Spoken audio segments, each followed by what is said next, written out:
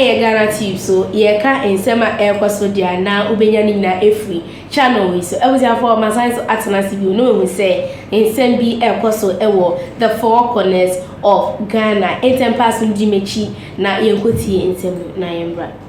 But you see Kojo Nkrumah in your short because he is one of those very few, very lucky. In fact, if you won and you're an NDC, you're an MPP parliamentary candidate and you've won, you will be counted as very few lucky ones who actually scrape through this green wall that is sweeping across the country. In his case, he comes in winner, 18,601, 58.1% in SUBCRIBE. The NDC's candidate, Alfred Osei-Poku, comes in at 13,415, 41.9%. That is just half the story. Kojo Nkrumah drops in terms of actual votes from some 22,000 in the previous elections to 18,000 now. Kojo, this definitely is something that gladdens you nonetheless. A win is a win.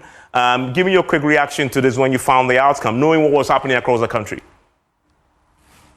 Well, so let me say good afternoon to your colleagues in the studio and to your audiences. We were tracking the polling station attendance from 7 a.m. every 30 minutes with our tracking system. And by midday, we had about 40% turnout. And it gave us reason to worry because looking at our target per polling station, it gave us reason to worry that, our numbers were not turning up to vote as much as we desired. And so we had to step up our sweeping system to ensure that we could encourage many of those who had gone to the farms or had gone elsewhere to come in and to cast their vote. I think at the end of it, we were hovering around 60% turnout. And as you then compare it to the averages in the region and across the country, we are pleased at the results that we had, albeit disappointed in the national performance of the New Patriotic Party and our candidates. And indeed, for you in SUBCRIBE, and as I've just been indicating, if you go to 2020, the last time you were in an election there, you came in with 22,551 of the votes there.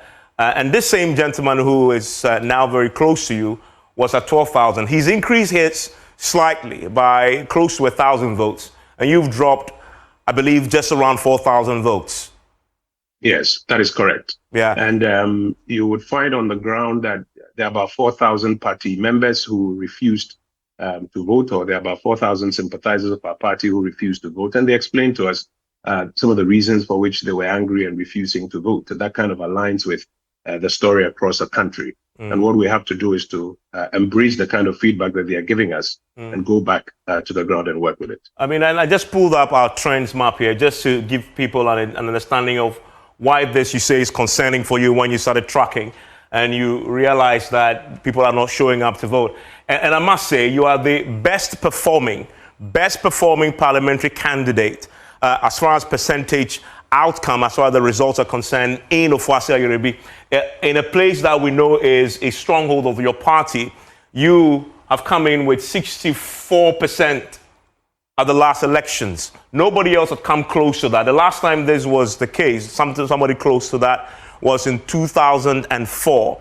So going into this, he had significant momentum, right? And Kojo, this must be something that must worry you, considering that elections is all about momentum. You drove a wall through this, and you came with 64.2% the last time. You could, at worst, hold this, but then to drop, something catastrophic must have happened. The catastrophe is the wind of change, the green wave that's blowing across the country. And you'll find that many of my compatriots, right from the coast up north, were suffering major damages. And in the midst of those major damages, we still managed to hold our own and did over 5,000 vote margin. I've said over and over again that the people of Ghana have sent us a very strong message. What we need to do is to embrace that message and to work with it going forward. Tell me, you said when you noticed that there may be apathy, it worried you. What do you think accounted for the apathy? Well, the people told us quite clearly what is accounting for the apathy. There were people who were available in the towns, the villages, some even at the polling stations in my constituency and in other constituencies who told us clearly, we won't vote. We won't vote. Some, for example, will say, unless you give us money. Some will say we won't vote because we are angry. We won't vote because we are disappointed. And they explained what their issues were. Some of the issues that have led to this apathy or this level of apathy have to do with how we have managed our party and some of the processes that we've gone through in the party, which leave the general party support base feeling angry. For example, when there are primaries and it's a small electoral college and there's a lot of incentives to delegates to vote for a particular candidate, it leaves the broader community angry. For example, there are those who told us that they were not pleased with the conduct of some senior government officials or some political actors, how we have carried ourselves about, at various instances. And they therefore sought to send us a message and to punish us for that. There are those who explain that the cost of living crisis is so severe. And though they hear the explanations about the why, they voted for us as a government to fix it. And they are not impressed with how, much effort we have made in fixing it. And therefore, this is their verdict. And then there were those who told us that they were just, displeased about how we had handled major governance issues, like delivering on major projects or focusing on projects which they thought were totally unimportant, or responding to accusations of nepotism and corruption, etc. So they provided a lot of reasons. What we need to do is to embrace these reasons and to work with them to improve our management as a party and our governance the next time we have an opportunity to be in power. And before the elections, though, many people watching said these sentiments that you're now articulating were very obvious. Everybody said you guys were heading for a catastrophe, but you speak to almost every government official, every spokesperson, all of you were in denial.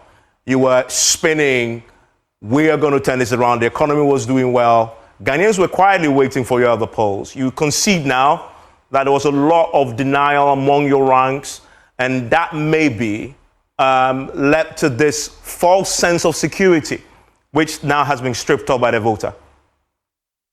I think what transpired was the fact that the turnaround was not occasioned quickly enough.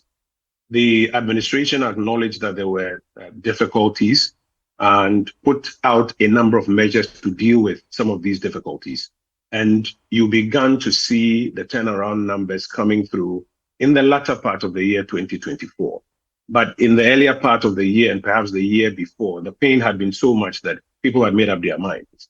And therefore, no matter how things were turning around, getting to the election season or how projects were being finally completed, if you had major projects that you had not completed for a while and people had made up their mind to vote against you, completing them in the final weeks to the election and commissioning them may not necessarily change the minds of people because they had made up their minds already. Like I say, our job is not to argue with it or to rationalize it. Our job is to embrace it and to work with this feedback. What do you think is the biggest lesson here? Well, the political class has to listen a lot more to the Ghanaian public. The power rests with the people. They give us that power for 4 years, and they will hold you accountable at the end of the 4 years. And so the political class needs to listen a lot more. Today, I see a lot of our colleagues in the NDC very jubilant. And my caution to them is to listen a lot more to the people who employ us, the people who vote for us. Because in the end, it is how you deal with the issues that matter to them that determines your fate at the end of the day. I think also within the political parties, there needs to be the culture of internal disagreement some more, without those who disagree being treated as though they are, for want of a better expression, internal enemies. Because if you don't do that, you're going to have groupthink and everybody, singing one song that all is well until you are railroaded into a war. So there are a number of lessons here. These are a few that I'll pick up at this point. And especially for you, you represent the new crop of leaders within the MPP. The future of the party rests with the likes of you, Abu Junapor, and the rest. You look at what is happening right now, even in the Ashanti region, the NDC is well on course to possibly get 10 seats there. Never happened. They've completely redefined the electoral map of Ghana. And the party will be left in shambles, maybe is even more charitable. What does that mean, though, for the future of the party? Knowing where you are and what the potential consequences of this for your ability to recover, especially for people like yourself who represent the future. I mean, I think that, like I've always said, the job is on the ground. The job is about being on the ground, listening and engaging with the people who have given you the mandate and attending to the issues that matter to them. If you want to build a state-of-the-art ICT center for them because you believe that it is important and it does this and it does that and it does that for them, and they say they don't want it, but they want X, Y, Z, listen to them. That is what they want and deliver for them. And I believe that whether it's about today the MPP being in a very diminished position or the NDC having what I'll call a supermajority in the next parliament, if you listen to the people on the ground and you act in a manner that meets their interest, they will renew your mandate because you are working for them. If you do not listen to them, regardless of your majority today or your minority today, they will not give you an opportunity to serve them. And so for the future of the MPP, for the future of the NDC, for the future of the political class and the democracy that we are running, the political class needs to listen a lot more. Kojo Nkrumah, thank you very much, and I'm delighted that you joined us with your thoughts. A pretty honest conversation there on this, but.